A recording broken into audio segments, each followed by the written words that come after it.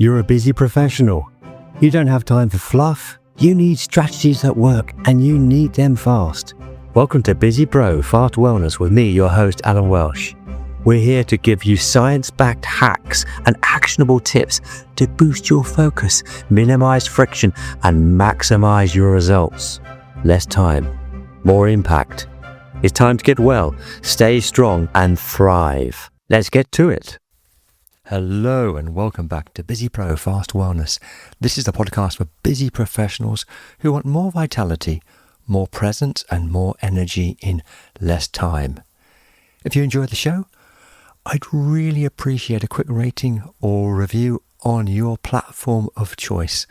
It's the simplest way to support the pod. And if you haven't already done so, please hit follow or subscribe so new episodes land straight in your feed each Sunday. It genuinely helps more people discover the show, and that's what keeps this going and indeed growing. Thank you so much.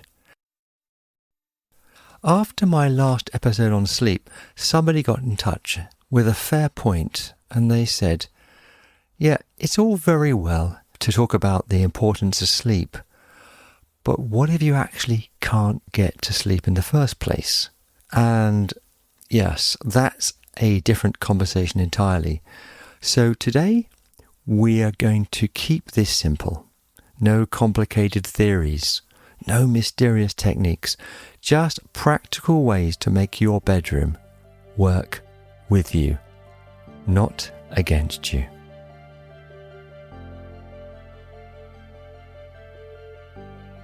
And to kick the show off with a quote, as I often do, this is an Irish proverb.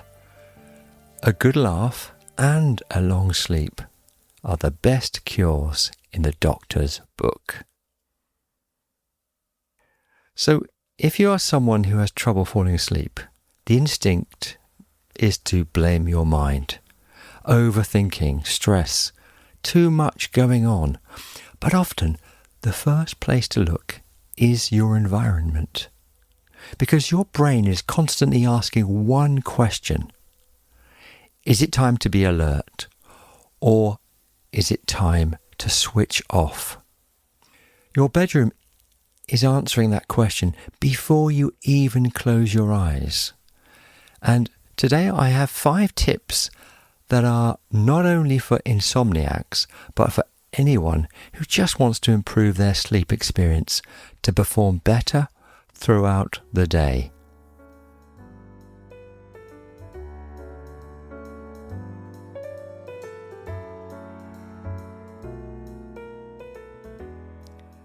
And tip number 1, let's start with light, or rather, the lack of it. If your room isn't properly dark, your brain thinks it's still daytime. Even small lights from alarms, devices, or those aggressive little LEDs on chargers.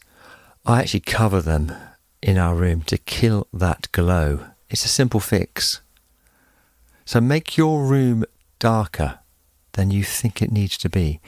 If you clearly see your surroundings, or even your hand in front of your face is probably too bright. And the second tip. Now, most people sleep better in a slightly cooler room. Not freezing, of course, but fresh. Think of this as a biological trigger. Your core temperature needs to drop to initiate deep sleep. So if your room feels stuffy or overly warm, effectively you're fighting your own biology. And the third tip, noise. Complete silence isn't always the goal, but consistency is. A sudden noise will wake you up far more easily than a steady background sound. So whether it's earplugs or white noise to mask the neighbourhood, you're aiming for stability. And we're on to tip number 4. This is one that's often overlooked, and that is the air in your room. If it feels heavy, stale or humid, your sleep will feel the same.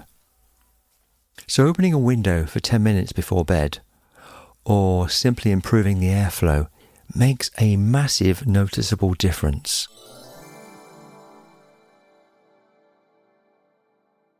And finally, tip number 5, the last one today. Make your bedroom boring. Not visually depressing, just purpose-driven. No work, no scrolling marathons, no late-night decision-making. You want your brain to have a Pavlovian response to that room. Oh, we're here now. It's time to shut down. And there's a well-known example of this. Arianna Huffington, who is the founder of the Huffington Post. At one point, she collapsed from exhaustion, burnout, sleep deprivation, the whole lot. It completely changed her perspective. She rebuilt her routine around sleep, not as a luxury, but as a performance multiplier. She realized something simple. You can't perform well if you're constantly running on empty.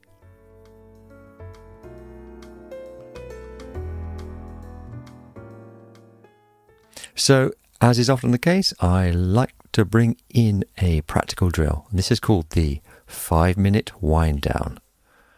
So this is something simple you can try tonight. It's only a few minutes. That's it. So before you get into bed, dim the lights. Put your phone in another room, at least out of reach for sure.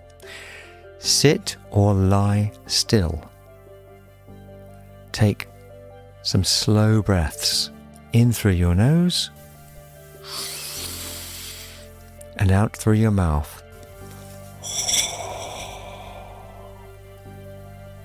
No pressure to sleep, just a signal to your body. We're done for the day, and that's the shift. Because sleep doesn't start when your head hits the pillow. It starts with what you do before that moment. Small, repeatable environmental tweaks make the transition inevitable rather than a struggle.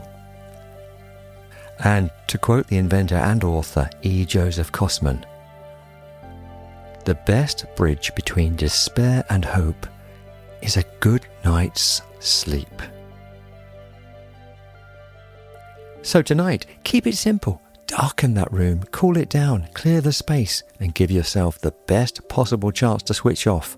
Because sometimes, better sleep isn't about doing more, it's about removing the friction.